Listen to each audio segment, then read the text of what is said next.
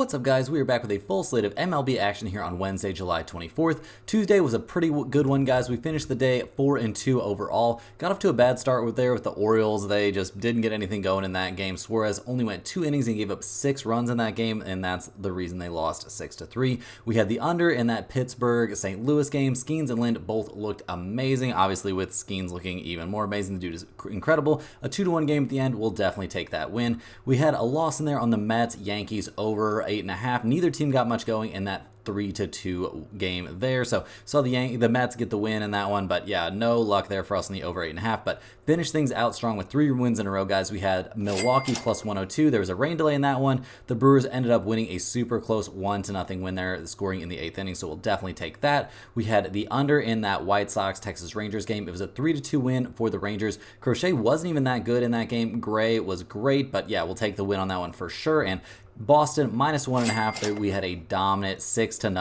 shutout win for the Red Sox in that game. So 4-2 overall. We will absolutely take that, guys. Before we jump into the games for Wednesday, do me a big favor and hit that like button. It's a great way to show some support for the channel, and it keeps me motivated to put out a new video every single day. If you're new, go ahead and subscribe. It's 100% free and can keep you from missing out on these picks. Our videos are sponsored by StumpTheSpread.com. Click the link in the description to go over there and join our free email list and check out our top confidence plays on all the major sports. Comment below with all the bets you're looking at today, and we will give you our best advice on all of them. We respond to absolutely every single comment, so let us know anything you want to say about my picks, these videos, or anything you see here. As always, our final picks will be in the pinned comment down below. Now let's get into our first game of the day. We got the Cincinnati Reds going on the road to take on the Atlanta Braves. The Reds come into this game fresh off of having their game at Atlanta postponed. Yeah, it looks like they're going to be going out there again in this one. I mean, they're 48-53 on the year, not exactly having the season they imagined. They're handing the ball in this game to Frankie Montas. That's who is scheduled to take the mound in this one. He's 4-8 this season with a 4.85 ERA. He's coming off of a pretty bad start at Washington, guys, back on the 19th.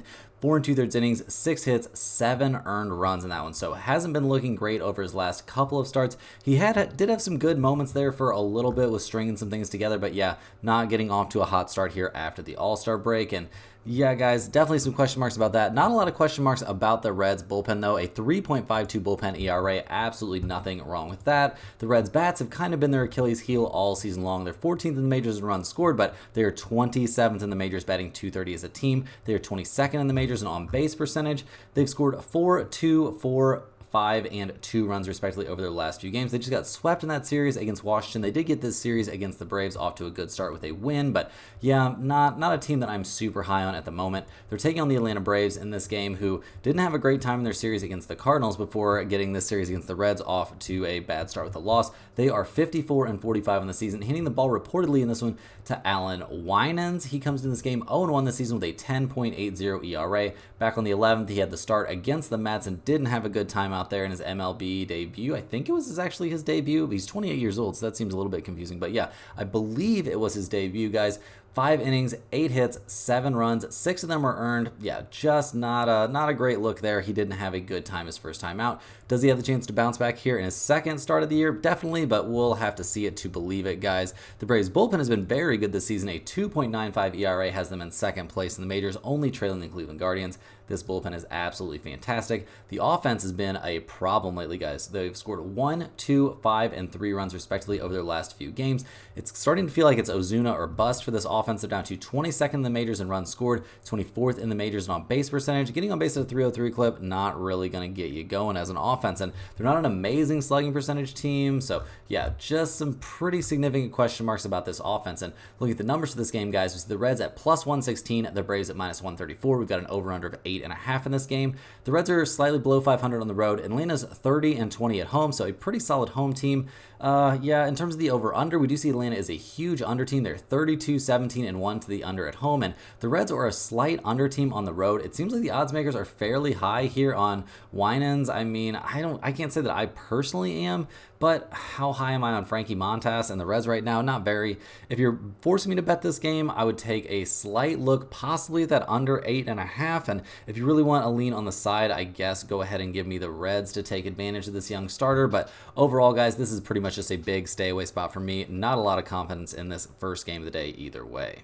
Also, just so there's no confusion, that is game 1 of that doubleheader that's now happening because of that postponement yesterday. Next on the docket, guys, we have the St. Louis Cardinals going on the road to take on the Pittsburgh Pirates. We saw the Cardinals get the very close 2-1 win there in game 2 of this series. We've seen both of the first 2 games of the series. Each one has been a 2-1 game, with the Pirates winning the first one and the Cardinals winning the second. The Cardinals are 53-48 on the year, handing the ball in this one to Matthew Liberatore, who comes into this game. He's going to be making the start. Normally, he is a bullpen guy. His last couple of bullpen appearances were both against the Cubs. They were both very, very good. So take that for what it's worth. I mean, the last time he faced the Pirates, which was back on July 3rd, he was lights out over 1 2/3 innings. So that's pretty positive. And both of his outings this season against the Pirates, or over the last 2 months anyway, against the Pirates, have been very, very good. How deep can we expect this guy to go into the game? I would say not very. So that's at least something of a concern here. And yeah, he's a young guy, not a lot of experience. Definitely have a few question marks about him, but not a crazy amount. And if this is a full bullpen start for the Cardinals, their bullpen has been excellent, somewhere around top 4 or 5 in the majors right now in terms of bullpen ERA. So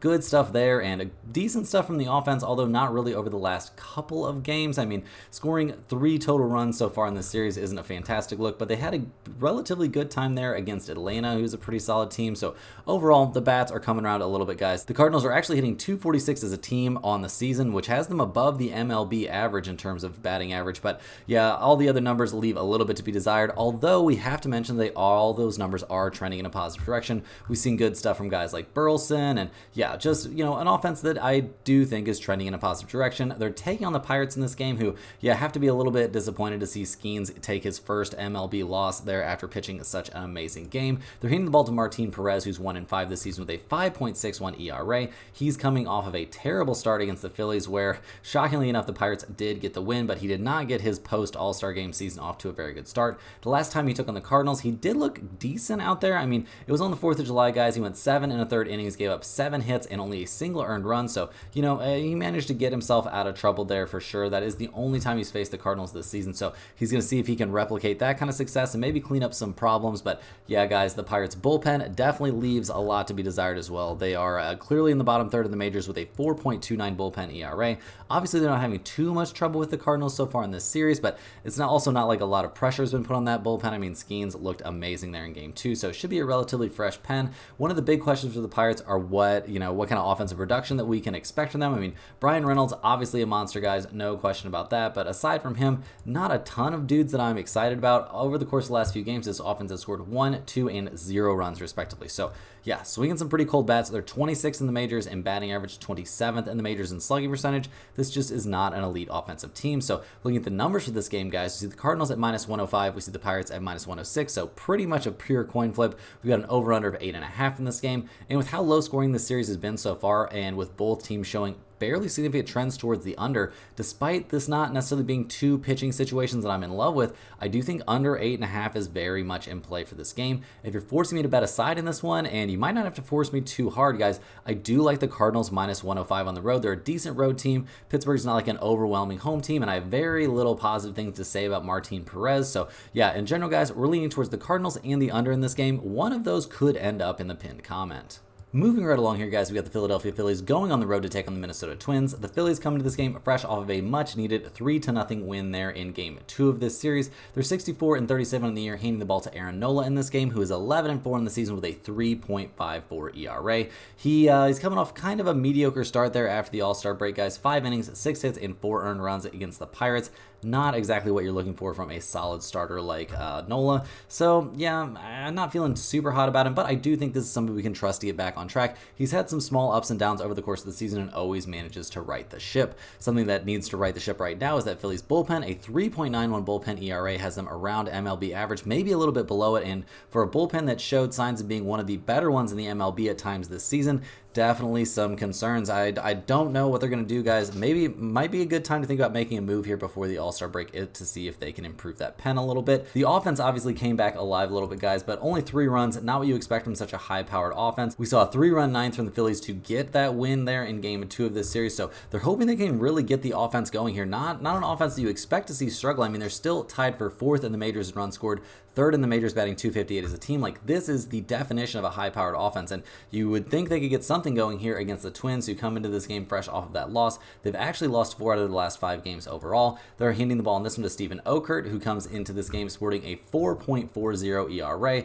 He's normally a bullpen guy, so it's looking like a bullpen start here for the Twins. How deep can we trust him to go into this game? I have my questions about that. I mean, he's not even a guy that really always goes a full inning, so going to be a big change of pace for him. The Twins bullpen in general has been pretty good, guys. A 3.66 bullpen ERA.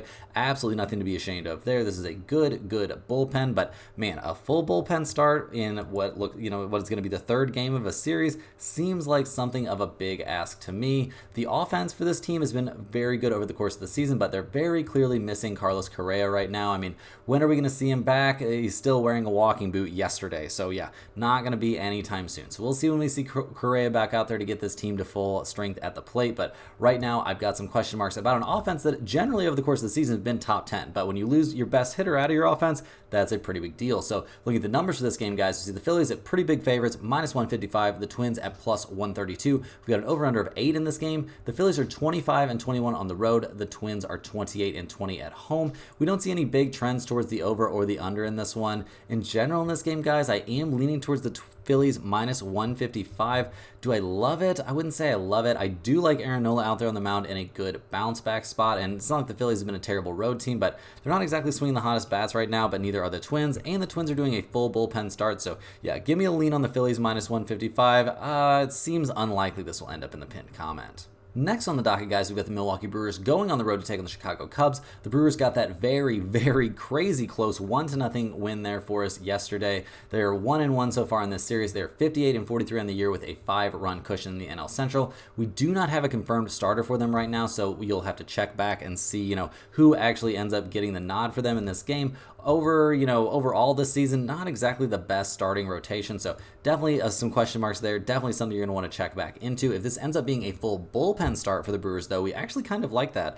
3rd in the majors, a 3.33 bullpen ERA. Obviously, a bullpen coming off of a great game here against the Cubs in Game 2, and it's not like they've had a ton of trouble this series, so yeah, feeling pretty decent about that. Not feeling great about this offense, guys. They've scored 1, 8, and 9 runs, respectively, so last couple of games, not swinging the hottest bats. Seems like a little bit of an all-star hangover or something like that. Not exactly sure what the problem is, but they're 7th in the majors in runs scored and 2nd in the majors in on-base percentage, getting on base at a 332 clip this season. Very respectable stuff. So I expect this offense to come alive at some point. The question is, will it be in this game? They're taking on the Cubs, who have won 2 out of the last 3, obviously coming off of a disappointing offensive performance, getting shut out. They're handing the ball in this game to Justin Steele, who's 2-4 on the year with a 3.07 ERA. He's coming off a pretty bad start against the Arizona Diamondbacks, guys. 4 2/3 innings, 9 hits, 5 earned runs. Definitely worse than you normally expect to see from him. His last start against the Brewers was at Milwaukee back on, the 29th of June. He went 6 innings, gave up 7 hits, and 3 earned runs in that one. In a game, we did see the Cubs win 5-3, so, maybe we can give him a little bit of a plus for that, but yeah, it's not like he was shutting them down, and while this is a team, the Brewers are a team that's struggling at the plate, I don't know if those struggles will continue for another game. The Cubs bullpen, obviously coming off a very good game. Not the best bullpen, though, somewhere around league average, so not a bullpen that we're super, in love with. Offensively, this team has had all kinds of problems, guys. They've scored 0, 3, 2, 0, and 2 runs, respectively, over their last few games. They are down to 19th in the majors in runs scored, 25th in the majors in batting average. Really, all their major offensive category numbers are trending down. We have seen Ian Happ hit the ball really well lately, but yeah, that's kind of where the positives end for this offense at the moment. So looking at the numbers for this game, we see the Brewers at +120, the Cubs at -142. We've got an over-under in this game of 7.5. Milwaukee is 28-26 on the road. That's pretty solid. I mean, not amazing, but definitely solid. The Cubs are a slightly over 500 team at home. We see mixed trends towards the over-under, with the Cubs being a pretty big under team at home. Generally speaking, in this game, guys, I'm leaning towards the Brewers +120, but obviously that has so much to do with who they eventually hand the ball to as a starter in this game. So yeah, this is going to be a wait-and-see spot. Make sure you check back that pinned comment. Actually, make sure you guys like and subscribe too. Do me a big favor there. But yeah, check that pinned comment and see if the Brewers can make their way in there, depending on who they put on the mound to start this game. Next up, guys, we've got the Boston Red Sox going on the road to take on the Colorado Rockies. The Red Sox got a dominant 6-0 win there for us in Game 2 of this series. Obviously, very bothered by the debacle that they got involved in Game 1. They're 54-46 on the season, so 6 games back there in the AL East. They're hitting the ball to Nick Pivetta in this one. He's 4-6 this year with a 3.87 ERA. He's coming off of a very, very, very good start against the Dodgers, honestly, guys. I mean, he didn't go into the All-Star break on a positive note, but man, he was really throwing the ball well against the Dodgers back on the 19th. 6 innings, 2 hits, 8 strikeouts, and 1 walk. So it seems like he could be poised for a pretty decent, setup here in the post All-Star game world. We'll see how he does in this one, though. I mean, he's going up against a weak hitting team in a very tough hitting environment. So, a very tough pitching environment, very easy for the hitters in Coors Field. So, yeah, we'll see what he does. We'll also see what we get out of that Red Sox bullpen. Obviously, they're coming off of a very good day, helping accumulate that shutout. A 3.79 bullpen ERA is obviously not terrible, and the offense went off for 6 runs. 6 runs, nothing insane there, but I mean, Tyler O'Neill really killing it. 2 home runs, a combined 902 feet. At Coors Field, that makes it a little bit less impressive, but still, that is absolutely crazy work. And this is a guy that can be a streaky power hitter, guys. We could see him hit another couple home runs here in this game as well. So we'll see what he actually does, and we'll see what the rest of the offense can do, guys. It's been a good offense over the course of the season. 11th in the majors in runs scored. They are top 5 in both batting average and slugging percentage, so expecting some good things from them here at Coors Field in Game 3. They're taking on the Rockies, who come into this game cooling off a little bit. They did go on a 3-game winning streak, but it seems like things are going back kind of in the direction you would think they would be. We did see Bryant come back from his oblique strain, so we'll see what he can do, but he did only go 0 for 3 in a walk in his first game back, so we're not exactly expecting miracles here. The Rockies are handing the ball in this game to Cal Quantrill, who's 6-7 this season with a 4.15 ERA. He comes into this game fresh off of a decent start against the Giants, guys. 6 innings, 5 hits, 3 earned runs, nothing wrong with that. So, pretty decent stuff there. They'll definitely take it, but is this a starter that they can necessarily trust? I mean, he did have a bad outing at Cincinnati, a bad outing at the Chicago White Sox. So yeah, definitely some question marks. It does seem like he pitches a good amount better at home, so that's definitely something to take into consideration this one, but he's going to have to go pretty deep into the game to put his team in a position to win because their bullpen is the worst in the majors with a 5.55 bullpen ERA. Yeah, nothing good about that. And the offense, obviously coming off a game where they got shut out, they scored 0, 9, 2, 4, and 7 runs respectively over their last few games. They're 18th in the majors in runs scored, 21st in the majors in on-base percentage, and all those numbers are getting to hit half of their games in the most hitter-friendly park in the MLB. So looking at the numbers for this game, we see the Red Sox at -162, the Rockies at +145. We've got an over-under of 10.5 in this game.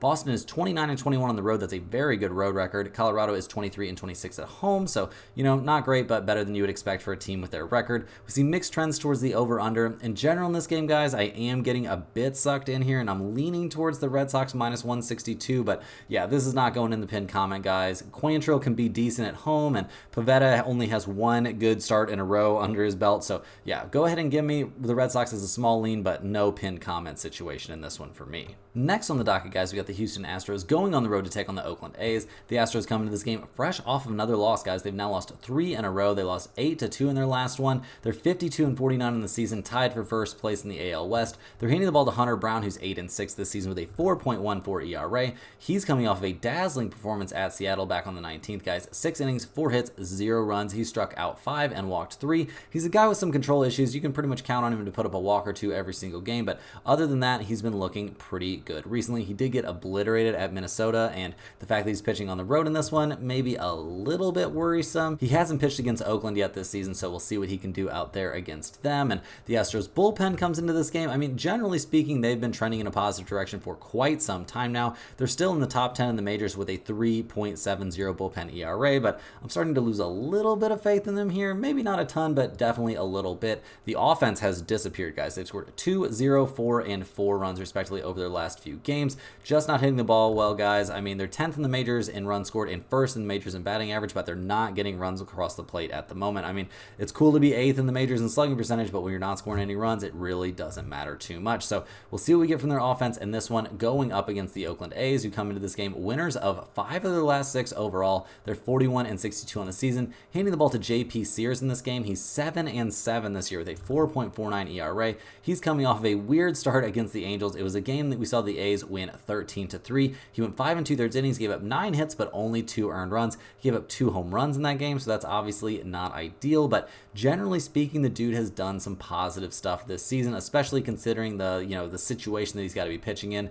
Probably not ideal. The last time he faced the Astros, guys, he looked fantastic, and he's faced them twice this year. Both times were in May, and both times he didn't give up more than one earned run. So very, very solid stuff. One of those was a win for the A's, and one of those was an extra inning loss. So yeah, generally speaking, very, very high on what we're seeing from JP Sears right now. Also very high on what we're seeing from the A's bullpen. This kind of entire pitching staff is just looking much, much better all of a sudden. And yeah, I mean, they're doing it. They're looking good out there, guys. And if the bullpen can continue, and if they can keep putting up some runs, this team is going to reel off some wins, no doubt about it. I mean, they've scored 8, 4, 5, 8, 13, and 18 runs respectively over their last 6 games. That is crazy, crazy stuff, guys. They're tied for 20th in the majors in runs scored. They're still only 28th in the majors in batting average, but that is not the way this team is swinging the bats right now. They're swinging the bats great. So looking at the numbers for this game, guys, we see the Astros at minus 150. We see the A's at plus 138. We've got an over-under of 8.5 in this game. Houston is 22 and 27 on the road. Not a great road team. Oakland, despite a bad record, is 25 and 26 at home. They try to put on for those home fans, and guys,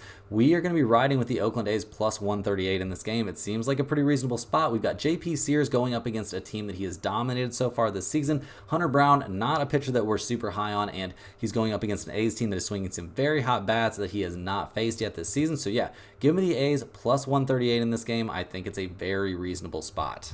Next up, guys, we got the Los Angeles Angels going on the road to take on the Seattle Mariners. The Angels come into this game fresh off of a 5-1 win there in Game 2 of this series. They've actually won 3 in a row now and are up 2-0 in this series. They're 44 and 57 on the year, so still got some work to do. Got some very bad news there with Mike Trout exiting his rehab game with knee soreness. So yeah, really honestly doesn't feel like any point in him to try to rush back. But the Angels are going to be handing the ball to Griffin Canning in this game, who is 3 and 10 on the season with a 5.20 ERA, coming off of a start where he got absolutely shelled by the A's. And yeah, just not a lot of positives to report over his last 4 outings. They've all been pretty bad, and it's not like they've been against the toughest opponents either. I mean, going up against Seattle Mariners, not a very tough opponent in this one, but the last time he faced them, he did look decent. It was back on June 2nd. 6 2/3 innings, 4 hits, a single earned run in a game we eventually saw the Angels lose 5-1. So, not exactly great work from the Angels as in general in that game, but Canning looked decent, but he's not looking good right now, and neither is that Angels bullpen, guys. They're down there in the bottom of the majors, 4th from last in the MLB in bullpen ERA with a bullpen ERA of well over 4.5. That's not great, and their offense hasn't been great either, guys. I mean, they're hitting the ball recently well, but over the course of the season, it hasn't been good.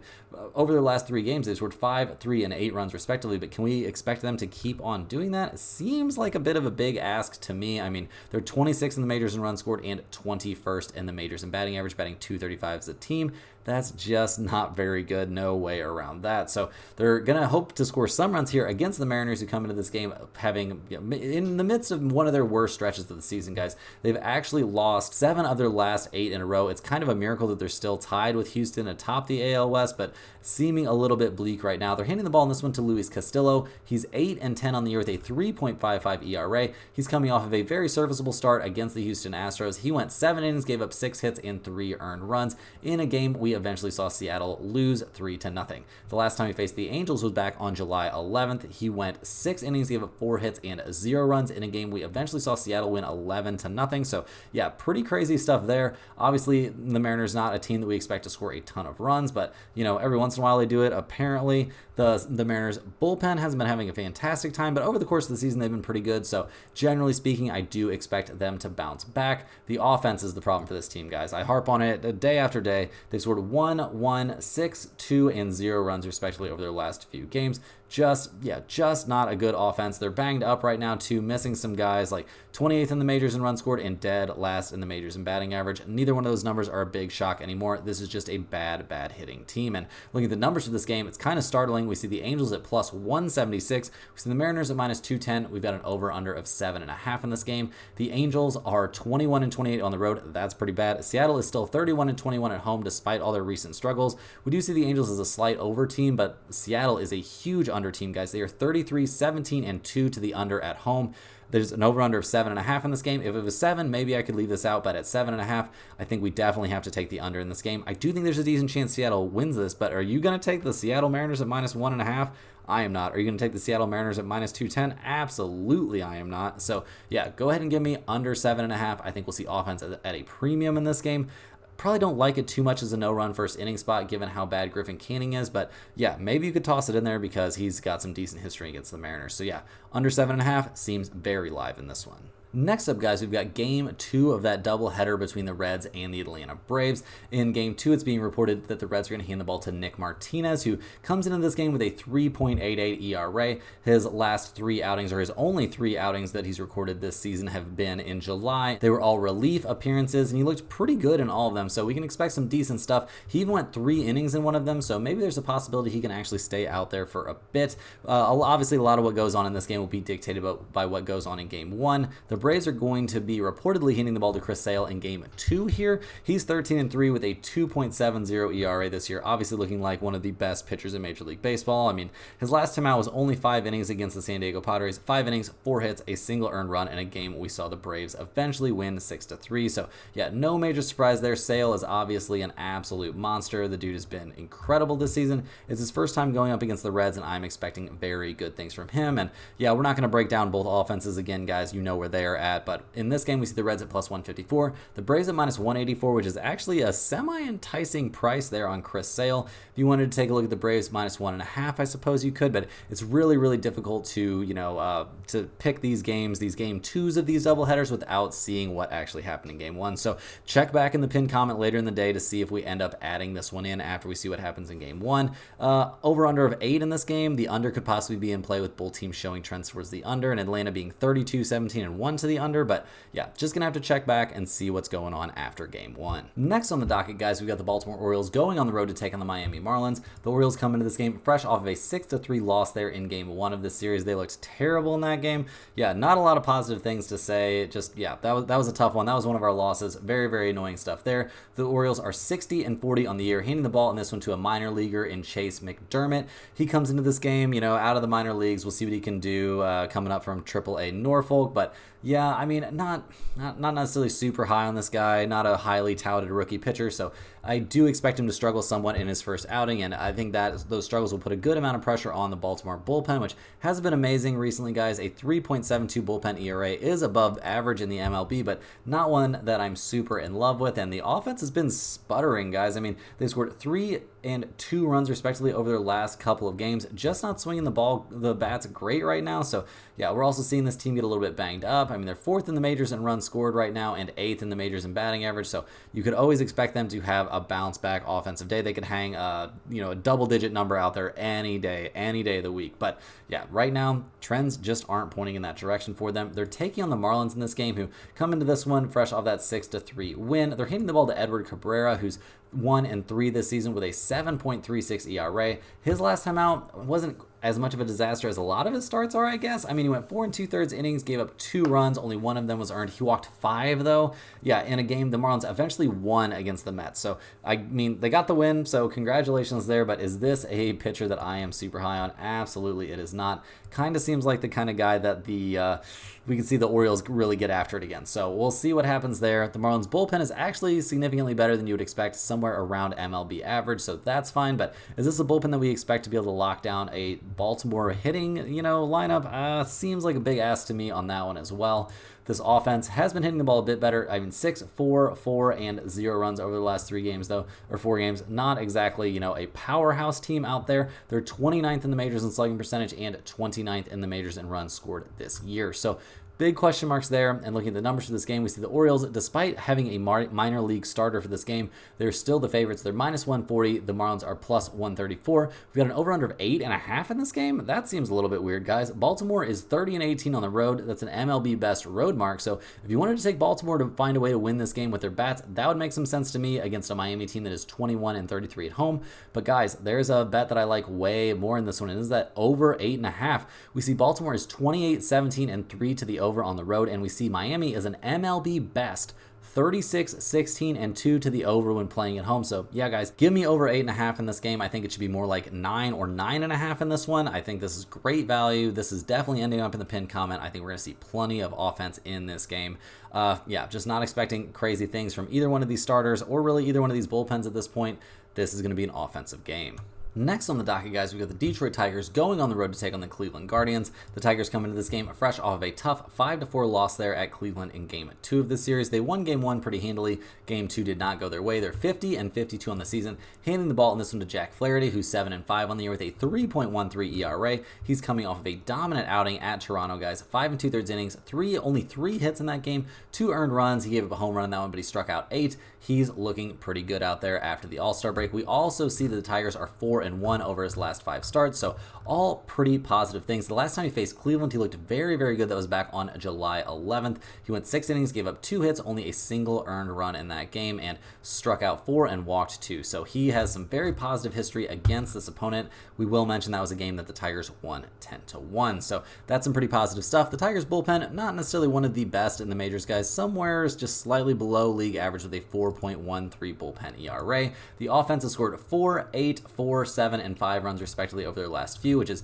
kind of a step in the right direction for this offense that is 16th in the majors in runs scored, but 23rd in the majors in batting average, and they're only getting on base at a 299 clip, so not exactly an amazing offense per se, and they're taking on the Cleveland Guardians, who come into this game fresh off of that 5-4 win. They needed that to snap a 3-game losing streak. They're handing the ball in this game to Tanner Bybee, who's 8-4 on the season with a 3.58 ERA. He is coming off of a pretty good start there against the San Diego Padres, guys. 5 2/3 innings, gave up 2 hits and no runs in a game we eventually saw the Guardians win 7-0. His last start before the All-Star break, though, was back on the 10th. It was at Detroit. He went 7 innings, gave up 5 hits and 4 earned runs in a game we eventually saw Detroit win 5-4. So yeah, some question marks there with Bybee having some kind of negative history against this team.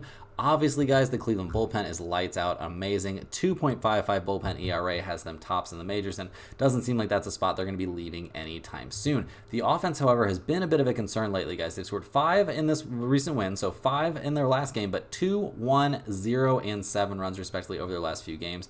I mean, they got shut out in the game before that, so yeah, some question marks about this offense for sure. They're 12th in the majors in runs scored, but that's a number that's trending down. They are 16th in the majors in batting average, 15th in the majors in slugging percentage. Like, this is not an elite offense in my book. And looking at the numbers for this game, we see the Tigers at plus 125. We've got the Guardians at minus 138. We've got an over-under of 7.5 in this game. Detroit is 26-28 on the road, so not a terrible road team, but obviously not great, being below 500. Cleveland's a very, very good 32-14 at home, but do we trust them to hold up to something like that at home in this exact matchup? Seems like maybe a little bit of a big ask. We do see both teams showing pretty significant trends towards the over, so really, if you wanted to take over 7.5 in this game, despite there being 2 pretty good starting pitchers on the mound, I guess you could just purely playing those trends. I mean, they're big trends, guys. Detroit 31-21-2 to the over on the road, and Cleveland 26-17-3 to the over at home. But I'm a little bit scared off of that by the pitching situation. I do like the Tigers plus 125 in the spot, a very good amount though, guys. This has a definite chance to end up in the pinned comment. You could also take a look at the Tigers plus 1.5. I do think having that 1 run on your side could be very, very beneficial in what could easily be a close game. You take them plus 1.5 though, you got to take them at minus 185 or 170. That's not very appealing. So yeah, guys, just go ahead and give me the Tigers plus 125 in this one. I think they've got a great chance to win this game. Next on the docket, we've got the San Diego Padres going on the road to take on the Washington Nationals. The Padres come into this game fresh off of a 4-0 win against the Nationals in Game 1 of this series. They're 53-50 on the year, so still work to do. 8 games back of the Dodgers there in the NL West. They're handing the ball to Matt Waldron, who's 5-9 this season with a 3.59 ERA. He's coming off a very good start against the Cleveland Guardians, where he went 6 innings, gave up 6 hits, and a single earned run. So very good stuff out there, and he's got some recent history against the Washington Nationals, guys. Back on the 24th of June, he went 6 innings, gave up 5 hits and 2 earned runs in a game we eventually saw the Padres win 7-6 in extra innings. So yeah, the bullpen fell apart a little bit in that one for the Padres, and that's something that's happened to them quite a few times this season with a bullpen sporting a 4.23 bullpen ERA.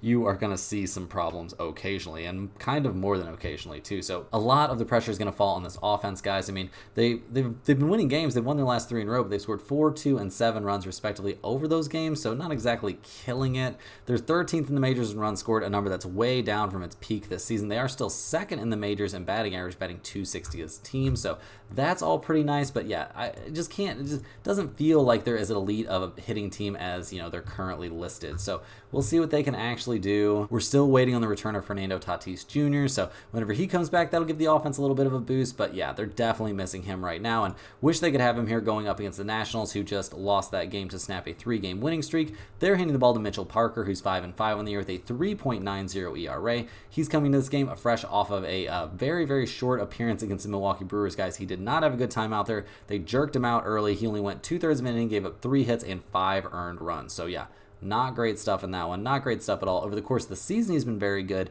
But yeah, that last outing leaves us with a lot of question marks. So we'll see what he can do in this game going up against the Padres, a team that he has not faced this season. So new stuff there for him. The Nationals bullpen has been a little bit below average this season for sure. A 4.03 bullpen ERA doesn't fill me with tons of optimism. And the bats, they scored 0, 5, 5, and 8 runs respectively over their last few games. Those good numbers were coming against the Cincinnati Reds. So, maybe take those with a tiny grain of salt. Not that the Reds are terrible or anything like that. But, yeah, the Nationals come into this game 20th in the majors in runs scored, 18th in the majors in batting average. Like, this is a below average offense, guys. A slugging percentage of .371 has them 26th in the league. So looking at the numbers for this game, we're looking at the Padres at -117, the Nationals at +110. We've got an over-under of 8.5 in this game. The Padres are 26-22 on the road. The Nationals are only 23-25 at home.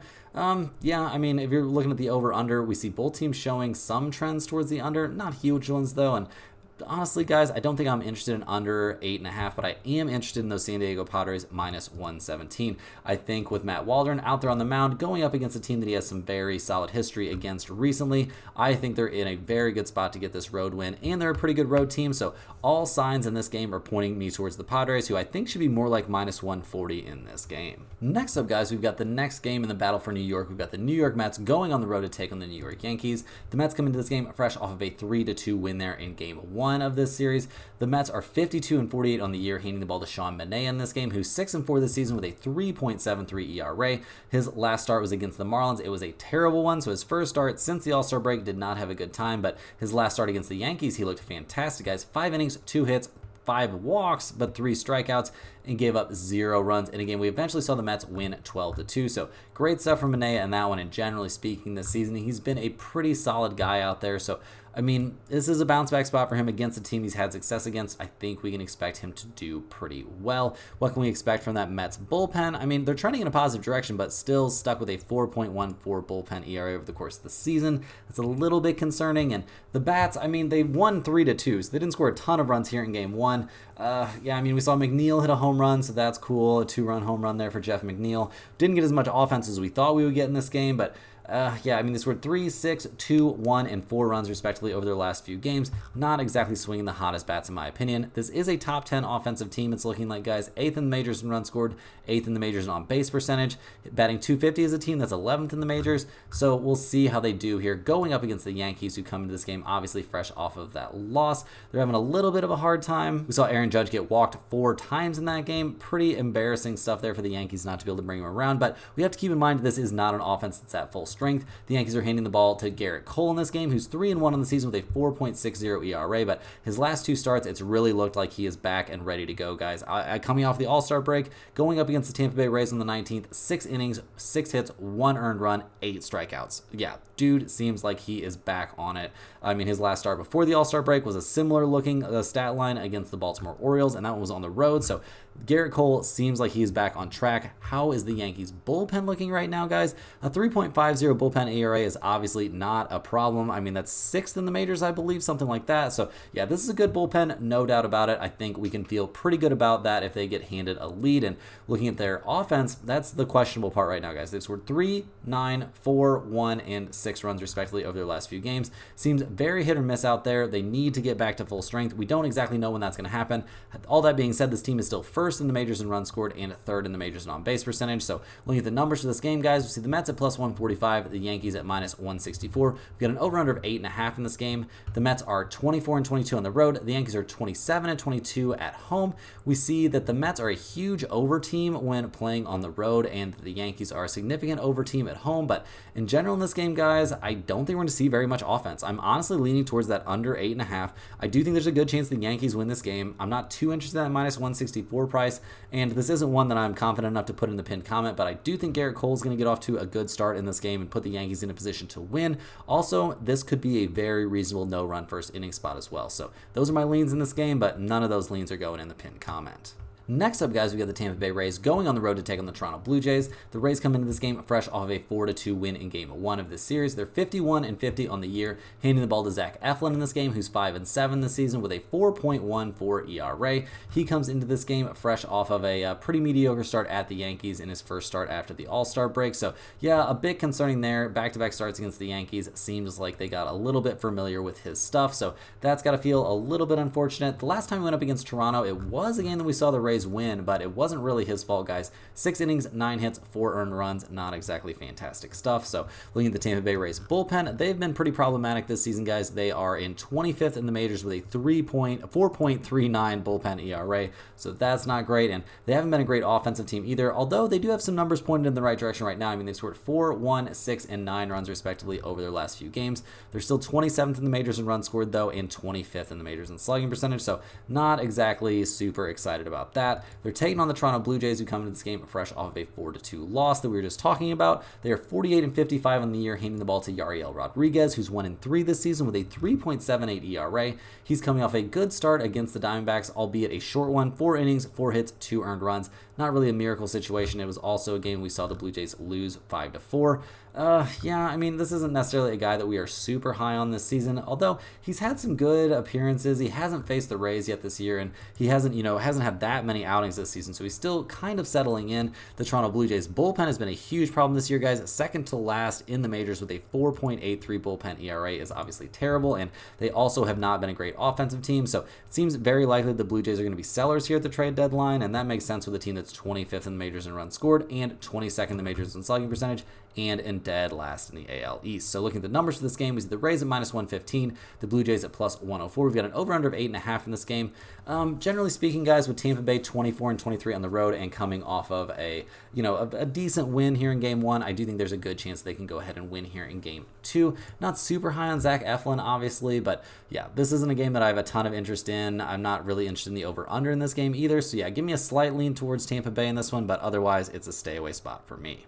Next up, guys, we got the Chicago White Sox going on the road to take on the Texas Rangers. The White Sox come to this game fresh off of a 3-2 loss. We saw Crochet strike out 7, but didn't look that incredible to me in that game, to be honest, in terms of his numbers. The White Sox are 27-76 on the season, handing the ball to Chris Flexen, who's 2-9 on the year with a 5.22 ERA. He's coming off of a not great appearance against the Kansas City Royals, guys. 4 2/3 innings, 4 hits, 7 earned runs on 5 walks. That was the big problem, guys. Huge control issues for him in that game. Generally speaking, he's been pretty decent. I mean, maybe not over the course of the season, but recently he's been decent. Good starts against Pittsburgh and the Twins. The Twins are a pretty good hitting team, so a good start against them is respectable. And I mean, is he a guy that's gone up against the Rangers yet this season? It appears that he has not. So nothing to be gleaned from that. But regardless, he's not a guy that we're too disappointed in this season. Obviously, we're very disappointed in the White Sox bullpen, although they've been showing some signs of life lately. Still sporting a 4.68 bullpen ERA. So let's not get too carried away. But yeah, they've looked okay so far in this series. So we'll give them a little bit of credit there. Obviously, no credit coming to the bats. This is the worst offensive team in baseball, so not going to waste a lot of time talking about that. We don't expect a lot of runs for them to score here against the Texas Rangers, who have now won 3 in a row. They're 49-52 on the year, handing the ball to Nathan Eovaldi, who's 6-4 this season with a 3.36 ERA. He's coming off a very bad start against the Baltimore Orioles, guys. 5 innings, 8 hits, 6 earned runs, including 3 home runs.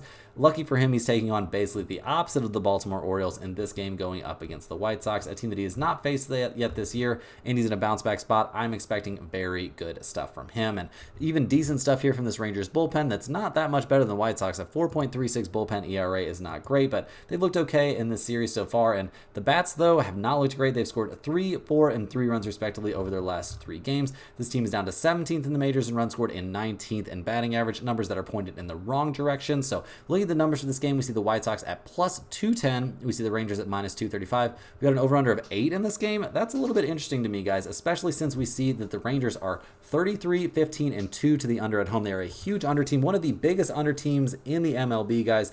That under 8 is looking pretty good. I mean, taking the under again in this series seems reasonable. Neither one of these teams are very good offensively. I think we're going to see offense be at a premium. Flexen might even have a little bit of a bounce back day, and I'm expecting big things from Evialdi. This could be a shutout situation for him. So honestly, even if you wanted to look at the Rangers minus 1.5, that could make some sense. But I think the under is the safer play in this one to me. Rounding into the last couple of games here, guys, we got the Arizona Diamondbacks going on the road to take on the Kansas City Royals. The Diamondbacks come into this game fresh off of a 6-2 win in Game 2 of this series. They're handing the ball to Ryan Nelson, who's 7-6 on the year with a 4.78 ERA. He's coming off a very good start against the Chicago Cubs back on the 19th, so props to him for that one. He has not faced the Royals yet this season. No major surprise there, but in general, over the course of the year, maybe he's had some problems, but over his last 3 starts, he's been very, very reasonable. Can't really say that for the Diamondbacks bullpen, although they are trending in the right direction, guys. A 4.23 bullpen ERA is much better than they've been at other points this season, so some credit to them there for sure. The offense has been having some problems, but I mean, I guess breaking out for 6 runs counts as a breakout. Maybe not for an offense that is 3rd in the majors in runs scored and 5th in the majors in on-base percentage, though. So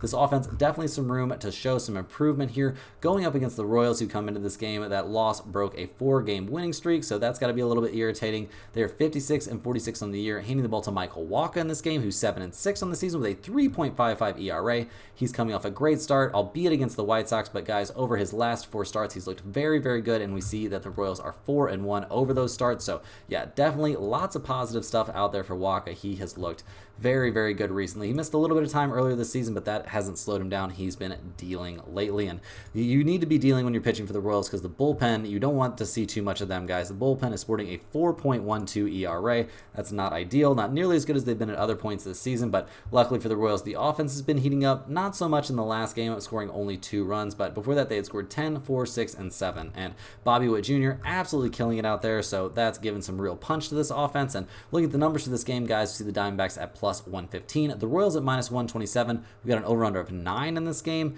Arizona is 25-23 on the road. The Royals are 35-18 at home, though. A great home team. We actually see both teams showing some slight trends towards the under, both on the road and at home. So, guys, that under 9, I mean, I don't really love taking another under here in the middle of July, but, man, that under 9 is looking pretty appealing. So is the Royals minus 127. I think my lean in this game is going to be that under 9, and, yeah, guys, I mean, there's a chance that under 9 could end up in the pinned comment. That's really a number that I think should be more around 8.5 or 8. So some value to be had there at that under 9 number for sure. Last but not least here, guys, we've got the San Francisco Giants going on the road to take on the LA Dodgers. The Giants coming to this game fresh off a 5-2 loss there in Game 2. Not able to get anything going here so far in this series. They're handing the ball to Robbie Ray, who's going to be making his first start back off of the 60-day IL. He was missing a ton of time there. I'm not sure. I can't remember what the injury was, but yeah, this is going to be his first outing of the year. He's not a starter that we're necessarily super high on. The Giants really, like scrambling to find good pitching situations for them, and things have been a little bit bleak this season and a little bit bleak lately. Their bullpen hasn't been in a position to pick up the slack either. A 4.39 bullpen ERA has them, very close to the bottom of the majors, so not a lot of good things to say about this pitching staff, and the offense has combined to score 2, 2, 3, and 3 runs respectively over their last 4 games, so not swinging the hottest bats either. This team is 15th in the majors in runs scored and 19th in the majors in slugging percentage. Not a lot of great things to say about the Giants right now, and they're going to need to do something positive here against the Dodgers, who are now 61-41 on the year. They're riding a 5-game winning streak, handing the ball to Tyler Glasnow, who's 8-5 on the season with a 3.47 ERA. He's coming off of a back injury that sent him to the 15-day IL. The last time we saw him out there on the mound, he got knocked around by the Brewers in a game we saw the Dodgers eventually win, and really it seemed like that back thing was bugging him for at least a couple of starts, because before that cropped up, he was looking very, very good. Obviously, no major concerns here for the Dodgers bullpen. They're still 5th in the majors with a 3.46 bullpen ERA. They're looking good out there, and they're looking good out there in this specific matchup. So, yeah, not a lot of problems there. And the Dodgers offense, while they're not at full strength, they've scored 5, 3, 9, 7, and 4 runs respectively over this winning streak. Ohtani out there doing his thing. This team is 2nd in the majors in runs scored and 2nd in the majors in slugging percentage. They are 1st in the MLB in on-base percentage, so definitely some positives there. And looking at the numbers for this game, we see the Giants as big underdogs, plus 185. The Dodgers are minus 198 as big 2-1 favorites. We've got an over-under of 8 in this game, which is a little bit surprising given the pitching situation. San Francisco is 28, 20, and 2 to the over on the road.